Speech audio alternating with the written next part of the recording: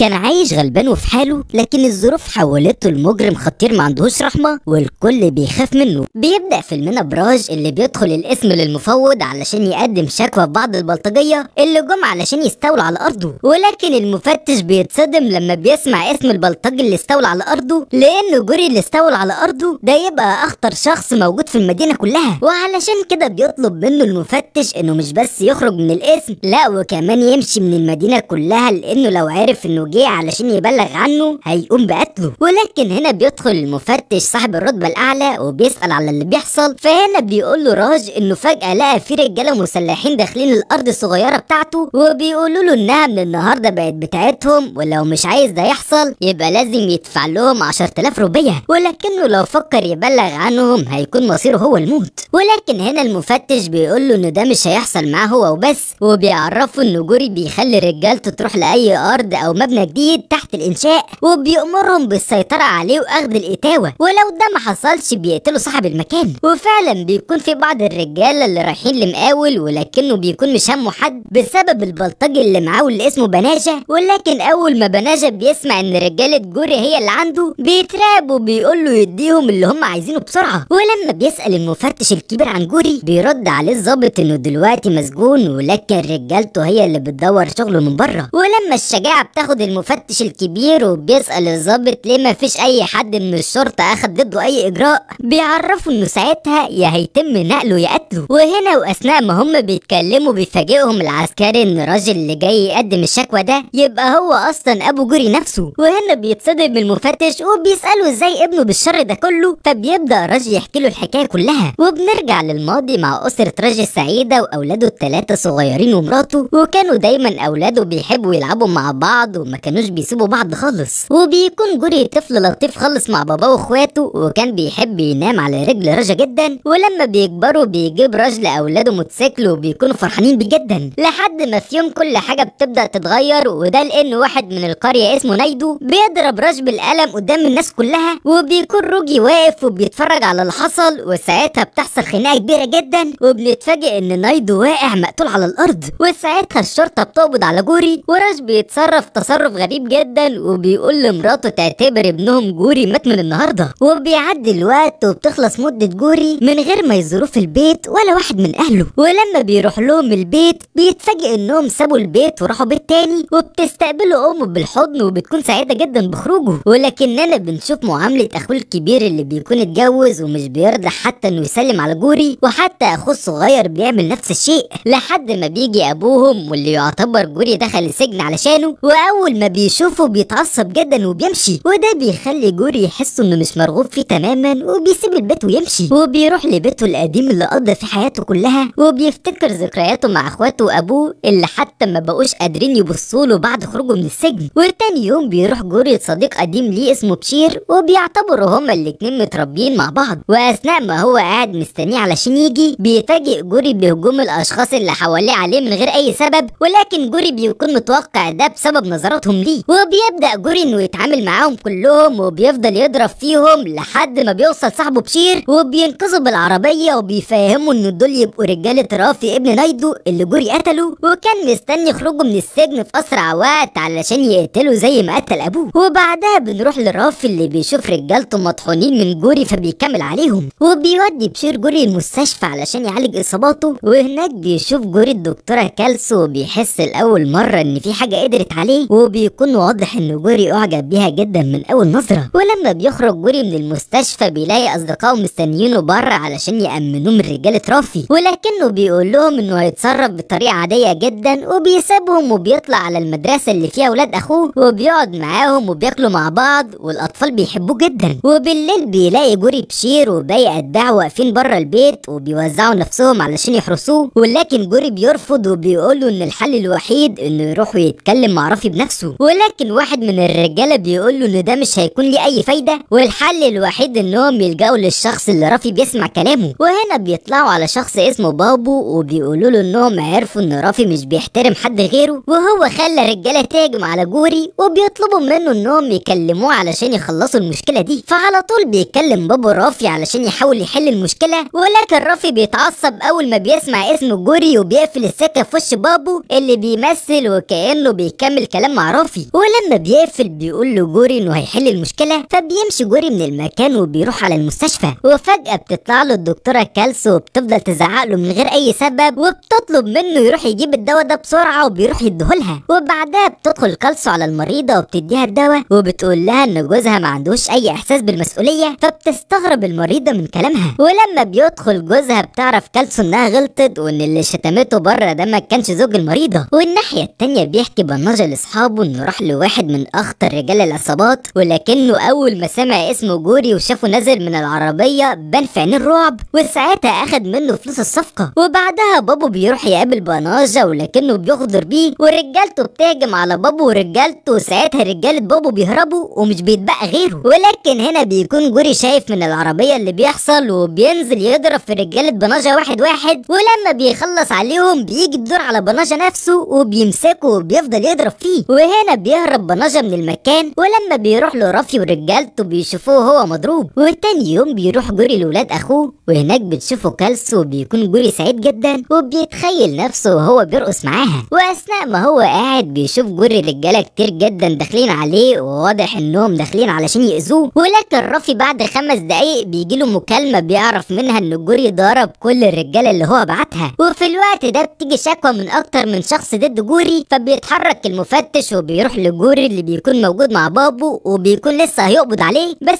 ساعتها الناس اللي موجوده كلها بتعترض لدرجه انهم بيهددوا المفتش انهم هيكسروا اسم الشرطه. ولكن جوري بيهدي الناس وبيروح معاهم للاسم. وهناك بيقول له المفتش انه لما كان في السجن الفتره اللي قضاها كان باين عليه انه فعلا شخص كويس، ولكن واضح انه لما خرج من السجن شخصيته الحقيقيه بانت. فهنا بيتكلم جوري مع المفتش وهو مستغرب وبيساله عن اللي بيقوله. وهنا الضابط بيصدمه ان اللي مقدم في الشكوى دي يبقى راج ابوه وكالسو الدكتوره. والتاني يوم بيجي بابو وبيدفع الكفاله لجوري، وبيخرج جوري وسط احتفالات من ناس كتيره جدا لدرجه ان جوري مش بيكون فاهم اللي بيحصل. وهنا العسكري بيكلم كالسو وبيعرفها ان جوري طلع من السجن، وبنتفاجئ ان كل ده كالسو ما كانتش تعرف ان الشخص ده واللي شافته اكتر من مره يبقى هو جوري. علشان كده لما بتلاقيه بيخبط عليه بترحب بيه وبتحضنه وبتعيط. فهنا بيسالها جوري عن اللي حصل وبتبدا تحكي له على اللي حصل، وبتقول له انه امبارح دخل عليه رجاله عصابات وبتسمعهم وهم بيتكلموا عن شخص اسمه جوري، وبتعرف انه يبقى الزعيم بتاعهم. وعلشان كده بتخرج جري وبتبلغ المفتش بالاسم اللي سمعته، ومش بتكون كالسو عارفه انها بتتكلم مع جوري اصلا، وبتقول له واضح انه شخص شرير جدا. وهنا جوري بيكون باصص لها ومتضايق جدا من اللي بتقوله عليه، ولكنه بيهدى وبيطلب منها تطمن لانه جنبها. وتاني يوم بيروح جوري الارض ابوه وبيعرف ان في بلطجيه مسيطرين عليها، ولما بيوصل له بيقول له انه يبقى جوري مش بيصدقوا زعيم العصابه وبيفضلوا يضحكوا. وهنا بقى جوري بيعرفهم معنى الضحك الحقيقي وبيعمل معاهم الصح وبيقعدهم قدامه ملط، وهم بيتاسفوا بعد ما عرفوا انه يبقى هو جوري فعلا. وبعدها بيطلع جوري على بابو ورجالته اثناء ما هم بيحتفلوا سكرانين، ولكن جوري بيكون متعصب جدا وبيقول لبابو ان رجالته استخدموا اسمه لما كان في السجن وشوهوا شكله وسمعته. ولكن واثناء ما بابو سكران بيقول له بمنتهى اللامبالاه ان مش رجالته اللي بيعملوا كده لكن هو اللي بيعمل كده. فهنا بيضربوا جوري بالقلم قدام الكل وبيقولوا انه لو اي حد استخدم اسمه مره تانية هيكون مصيره هو الموت. ولما بيجي بشير علشان يتكلم معاه بيضربوا جوري هو كمان بالقلم لانهم هنا كمان بيستخدموا اسمه، وده بيخلي بابو يتعصب ويغير موقفه من ناحيه جوري، وبيروح لرافي وبيقول له انه عاوز يساعده علشان يعلمه درس عمره ما هينساه. ولكن رافي بيرفض انه يحط ايده في ايد بابو. والناحيه التانية بتوصل كالسو اسم الشرطه، ولما بتبص على القفص بتلاقي ان المجرمين واقفين قدامها فعلا، وعلشان كده لما بتخرج من الاسم بتتعرض للهجوم من باقي العصابه وبتحاول انها تهرب منهم. ولما جوري بيعرف بيروح لها المستشفى جري، وبعدها بيكلم بابو وبيتاكد منه انه ما بعتش وراها حد، ولكنه بيقول له ان في احتمال يكون رافي. وكمان بيقدر جوري انه يوقف رجاله كانت على وشك انها تقتل ابوه. ولما بيحس ان بقى كل اللي بيحبهم في خطر بيروح على مكان رافي وبيمسك رجالته ويطحنهم كلهم وبيفضل ينده عليه. ولكن بتخرج امه وبتشوف اللي عمله، وعلشان كده بتروح لام جوري وابوه وبتحكي له على اللي ابنه المجرم بيعمله، وبتقول له انه جوري قال انه هيقتل ابنها، وبتترجى الراجل انه يوقفه باي طريقه. وفي نفس الوقت ده بتكون كالسو واقفه مع جوري وبتتصدم انها قررت ترجع لقريتها مره تانية لانها خايفه من المجرم جوري بعد الهجوم الاخير اللي حصل. فهنا بيكون جوري جاب اخره وبيزعق وبيقول لها انه يبقى هو جوري، وبيسألها اذا كانت شايفاه مجرم فعلا، وبيقول لها انه كان موجود بس علشان يكون جنبها ويساعدها وقت ما تحتاج، وبيسيبها وبيمشي. وهنا بتزداد الجرايم والقتل في المدينة كلها، وبيقرر جوري انه يرجع ينظف اسمه مرة تانية بعد ما المجرمين والعصابات لوثوه، وبقت مهمته الوحيدة هي انه يخلص منهم. لحد ما في يوم بيكلم بناجة رافي في التليفون وبيفاجئوا انه قتل بابو، وبكده ما بيكونش فاضل غير دوره هو في قتل جوري. وبيبداوا في تنفيذ خطتهم، وبيروح بناجة لبشير وباقي اصحاب جوري وبيشتريهم بالفلوس، وواضح انهم بيوافقوا. وفي نفس الوقت ده بيكون جوري قاعد مع ولاد اخوه بياكلوا سوا، لحد ما بيجيله تليفون من بشير بيطلب منه انه يشوفه علشان يعتذر له على كل اللي حصل. والناحيه التانيه اخيرا بتقول كالسو لصاحبتها انها فعلا حاسه بانجذاب ناحيه جوري، ومش حاسه انه يبقى المجرم اللي الناس كلها بتتكلم عنه، وبتقول لها انها بتحبه. وفي الوقت ده بيتبسط بناجة انه خلاص على وشك انه يخلص من جوري، وفعلا بعد شويه بيوصل للمكان اللي قاله بشير عليه، وفجاه بيظهر بناجة ورجالته، ولكنه بيتصدم ان بشير وباقي اصحاب جوري ما باعوهوش وكانوا متفقين مع بعض من الاول. وهنا بيبدا قتال بين رجاله بناجة وجوري واصحابه، ولكن جوري واللي معاه بيقدروا انهم يخلصوا عليهم، ورافي هو كمان بيجي. وهنا جوري بيلتفت ليه هو بس في القتال وبيفضل يضربه، وبيوجه المسدس ناحيته، وبتكون عيله رافي واقفين، ولكن جوري مش بيقدر انه يقتله وبيقول له على الحقيقه، واللي بتكون ان لما ابو رافي اتزق وقع على خشبه اخترقت جسمه وقتلته، وجوري اتسجن ساعتها ظلم من غير ما يكون عمل اي حاجه. والحقيقه دي بتوصل لراج وام جوري اللي بيروحوا له البيت علشان يعتذروا له على اللي حصل، ولكن الاوان بيكون فات، وده لان راج بيكون حط سم في الاكل اللي كان جوري بياكله مع ولاد اخوه، وبيكون راج قتل ابنه من غير ما يكون عمل اي حاجه. وحتى لما كالسو بتوصل البيت علشان تعترف بحبها ليه بتتصدم باللي بتشوفه، واهل المدينه كلها بيحزنوا على موت جوري بعد ما بيعرفوا انهم كلهم ظلموه.